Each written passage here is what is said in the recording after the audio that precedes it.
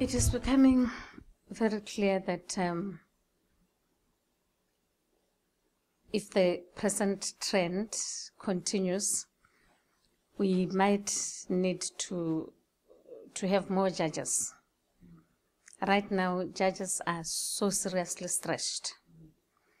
And if we are going to get to have more situations being referred to the ICC, we need judges, we need legal officers, we need to strengthen the registry, right through even the office of the prosecutor. And, the other thing is just the financial support.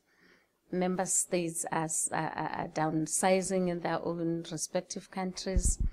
So this has a spillover onto the institution. And I'm not saying that they're not supportive. We all realize that times are very, very hard. And this is one of the challenges long term for the ICC. Otherwise, the other challenges really we are working on. These were just, I think, in my view, teething problems, because it's a new institution. Nobody ever realized the seriousness or the magnitude, let me say the magnitude of the task. But now, with all these investigations all over, we are really beginning to feel the crunch. Even states parties. But we are moving forward together, and it looks like in terms of our relationships, it will be a bright future, but there will always be challenges that we need to tackle together. And we are doing that. Yeah, I'm really happy now that I'm in the presidency of the court. I think what needs to be done, and which is what is provided for in the statute, is that there has to be serious capacity building at national level. And countries, especially developing countries, have their own problems, financial, lack of resources, and so forth. And these offenses are of such magnitude that a lot of countries would find it very difficult to prosecute them, to investigate them.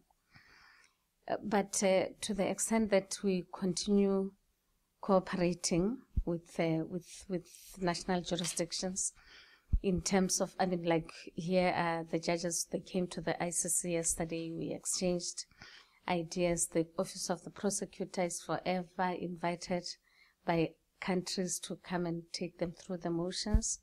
I've participated in a lot of seminars where we are trying to impart the little knowledge that we have.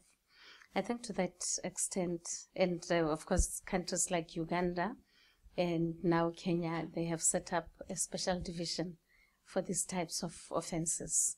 I think to that extent the Rome Statute has an impact. But again, going back a little bit to your question on victims and witnesses, this is a whole new area, a very expensive area, and which long term might prove a challenge to the ICC, especially in cases where there's a conviction, and the conviction is confirmed by the appeals chamber, because we are getting more and more victims. For instance, in the Bemba case, there are over 5,000 victims. So we need to start thinking very seriously about the whole concept of victims. Do we do collective victims? And even in terms of reparations, how do we handle them? Because the court, like I indicated, is also under very serious financial difficulties. And states parties, of course, are saying we will not be held responsible for acts of ABC and ABC. So, yeah, these are problems that mankind will have to face.